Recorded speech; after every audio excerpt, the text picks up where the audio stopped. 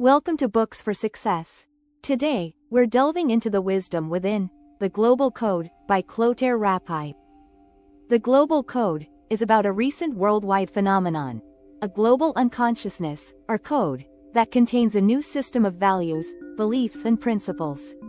This code is formed and shared by the Global Tribe, a highly mobile and cross-cultural group of people who are setting trends, shaking up the old status quo and becoming the target demographic for global luxury brands. Before we begin, subscribe and ring the bell for notifications if you want to keep receiving the knowledge of book summaries about health, wealth, love, psychology, and much more. Don't be shy about dropping your book suggestions for us to summarize. Also, you can use this video as an audiobook summary. Let's grow and succeed together. What's in it for me? Learn about the global tribe that influences our world. As you know, a tribe is a societal group that has evolved outside a state. It is a group of people who live with no specific connection or attachment to nationality, who have formed their own mode of self-sustained living. Now, you might think of the Apache or the Cherokee, envisioning a shaman beating a drum beside a bonfire. But there are other, less obvious tribes out there. For example, in recent decades a new tribe has come into existence. It's called the Global Tribe and it has a major influence on our everyday life, creating a shared, global code. You didn't know? Well, that's what these chapters are all about. Here you'll also discover how Bill Gates and Mark Zuckerberg are related to the Global Tribe, if you are an unwitting member of the Global Tribe. And why, according to the tribe, handmade is better than made in China. These days, there is a global tribe of trendsetters following a new cross-cultural code. In recent years, new technologies and changes to the way we travel have led to an unprecedented level of international interconnectedness. Smartphones provide information to people around the world at the tap of a finger, and inexpensive airlines shuttle people to far-flung destinations. With this new interconnectedness, a new phenomenon has emerged called the global unconscious, or the global code. Of course, every culture still has its own unique elements. People across the globe maintain their own way of speaking, working and cooking. Yet there are also cross-cultural experiences that we share. People go to school, find a job, get married, raise a family. And no matter where you are, most people share a similar dream of finding a better place to live. A place that will offer a better career, a nicer house and an ideal environment for their children. These shared dreams and beliefs form a global code that has emerged from today's interconnected world. Media and travel have given rise to a multicultural global tribe that follows and finds inspiration in the goals and aspirations of others. The Global Tribe is a small group of highly connected and highly mobile influencers who aren't bound to one specific society or culture. Instead, the Global Tribe adheres to a truly global code that takes its ideas and inspirations from worldwide sources. Since this tribe is made up of influential individuals, the pieces of culture that are absorbed into their code become highly popular throughout the world. The tribe is an international trendsetter.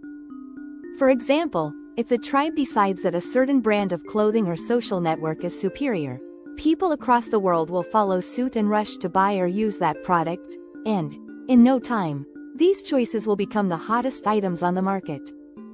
The power of the tribe has not gone unnoticed. Indeed, companies now create and market their products and services with the global code in mind.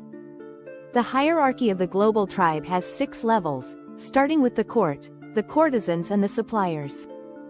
Most organizations have some sort of hierarchy, and the global tribe is no exception. It has a distinct hierarchy that's not unlike the kind you might find in a kingdom or royal empire. This hierarchy is made up of 6 layers. The first 3 are the court, the courtesans and the suppliers. As with any royal structure, we find the court at the very top. Those in the tribe that belong to the court are the ones who symbolize success, money and fame. While everyone knows who these people are, only a select few actually know them personally. The members of the court are the real tastemakers. They decide what music and fashion is in, and they define the cool ways to act and behave. Well-known members of the court include Mark Zuckerberg, Bill Gates, the Lauder family and the Koch brothers. On the second tier of the hierarchy are the courtesans. They aspire to be members of the court and, like Kate Middleton, they might marry a prince to get in. Others strive to reach this status by following in court members' footsteps, by attending the same universities, say, or going to charity events. Unlike the members of the court, courtesans are eager for attention and good press. They, like all up-and-comers, crave the spotlight. The third tier is where we find the suppliers. These are the ones who provide luxurious items to the court, whether they're watches or cars. They throw parties for the court and try their best to please them and predict what they'll want to buy next. Famous suppliers for the global tribe are high-end brands like Cartier, Rolex, Chanel, Rolls-Royce and Bentley. At the top of this category are the realtors who are eager to help court members buy and sell properties. They also like to predict the court's needs by showing them ads for homes in Newport Beach while they're vacationing in Aspen. At the bottom half of the hierarchy are the symbolic creators, the third culture individuals and the aspirants. As we continue to work our way down the hierarchy of the global tribe, we hit the fourth tier, which is made up of the symbolic creators. These are artists, thinkers and philosophers, the ones who create symbolic and artistic value for the global tribe. Just as Louis XIV and the court at Versailles had creative people to help provide style and elegance, the court of the global tribe also benefits from the help of symbolic creators. Oscar Niemeyer, a Brazilian architect, is a good example of a more recent symbolic creator. He influenced modern architecture by working for the country's elite and designing their capital. Coco Chanel is another. She changed the face of fashion and was a go-to designer for the rich and famous. After the artists, we have the fifth tier, which contains the third culture individuals. This category refers to the children of the global tribe, people who were born to parents that originated from one culture but had children after moving to another. Third culture individuals tend to spend a lot of time moving around and living in many different cultures. Since these people might come from a military family or from parents who had to move around for business reasons, they may have less money than the others in the tribe. Third culture individuals also tend to be more tolerant and open-minded than people from a monoculture family. Finally, we have the aspirants, or the social climbers. Aspirants live outside the tribe but are desperate to become members. While they have the money to try to become a member, they hold back out of fear that they don't have permission or understand the rules of the global tribe. Aspirants still have things to learn, like how to speak about topics such as art, opera and polo matches or how to mingle properly at a charity event. Members of the global tribe follow the rule of three, which makes them international people with a big network. After the first few chapters, you might be thinking about how you can become a member of the global tribe.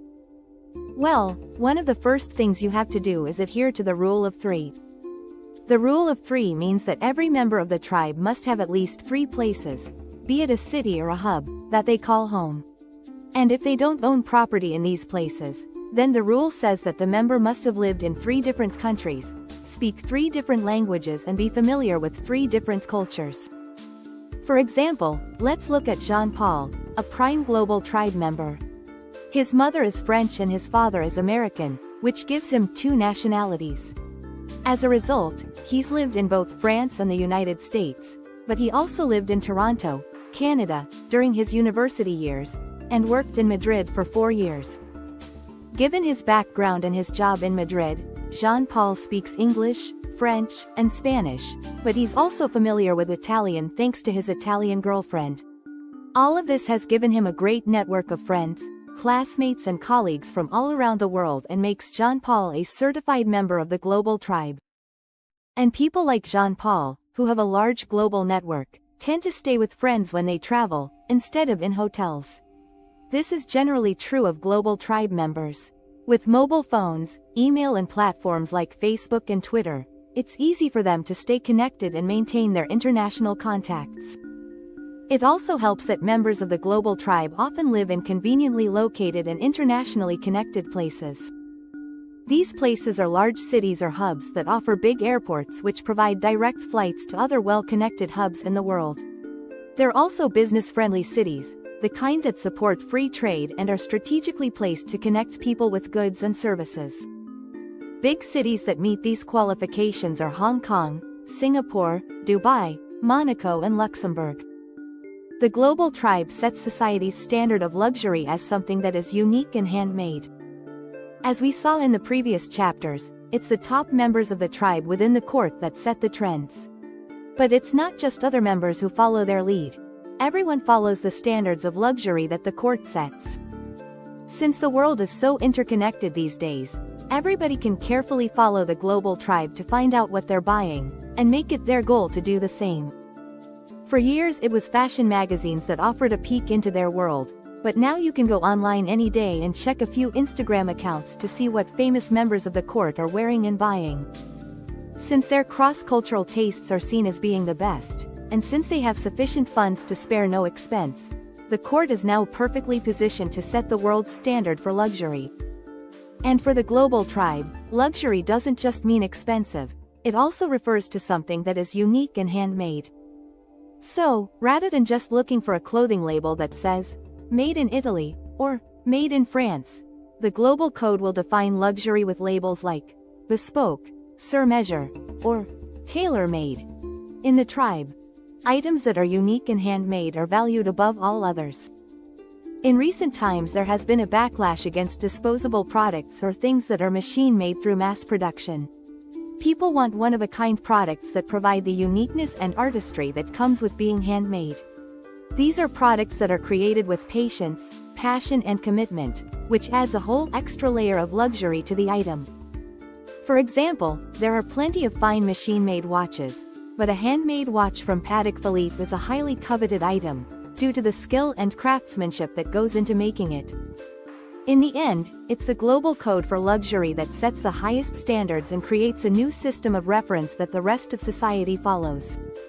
Successful worldwide brands follow the global code for luxury and use it to their advantage. So, if being a member of the global tribe isn't within your reach, maybe you want to create a global brand that will appeal to them and meet the conditions of the global code. One of the first steps to creating a successful global brand is to market your product in a way that resonates with people around the world. After all, if you start out with a brand that people can relate to, it could eventually develop into a luxury product. Take Jeep, for example. They used a marketing campaign that told people they didn't need roads because, with a Jeep, they could create their own. Men could relate to this message because, subconsciously, every guy wants to be his own boss and create his own rules. The success of Jeep's campaign shows us that if you know what the global tribe desires, you can use that knowledge to create a luxurious and enduring product or brand. Other brands have found success by leveraging the knowledge that the global tribe enjoys being a special and exclusive group that can travel easily, and they've used this knowledge to their advantage. Laphroaig is a successful brand of Scotch whiskey that adapted its marketing plan to make its customers feel special. They did this by offering their customers a membership to the club, Friends of Laphroaig. And once they joined the club, the offer got even more special. Members were then given the opportunity to buy a 1 square foot piece of land in Scotland. And when it came to traveling, American Express knew that the global tribe likes to get around simply and quickly. So they launched a new and easy one-step international arrival system for their customers. This allowed flyers to arrive at an airport and immediately get assigned a personal guide to lead them through the terminal and assist with procedures. With this, American Express hit two key elements of the global code. They made customers feel special and they made traveling easier. And that is a win-win. Final words: the key message in this book. The global code is a new set of values and beliefs that are shaped and structured by the global tribe. People look up to the global tribe due to their position as cross-cultural tastemakers and can follow them closely thanks to the growing interconnectedness of the world. These international icons of style set today's standards of luxury, thereby dictating which products people around the world want to buy. Actionable advice. Speak culture when you do business abroad. When you travel abroad, even if you don't speak the country's language, try to speak its culture. This is particularly important if you're conducting business while traveling abroad. Before meeting with your business partner, prepare yourself by learning about the country's customs, such as how to address superiors, how deals are made and how to dress appropriately. Thanks for being part of our insightful voyage. If our summary piqued your interest, We encourage you to dive into the complete book for a deeper understanding. Don't forget to like this video, subscribe for more content if you're new here, and share it with others who might find it valuable. Keep on reading, discovering, and advancing until our next adventure.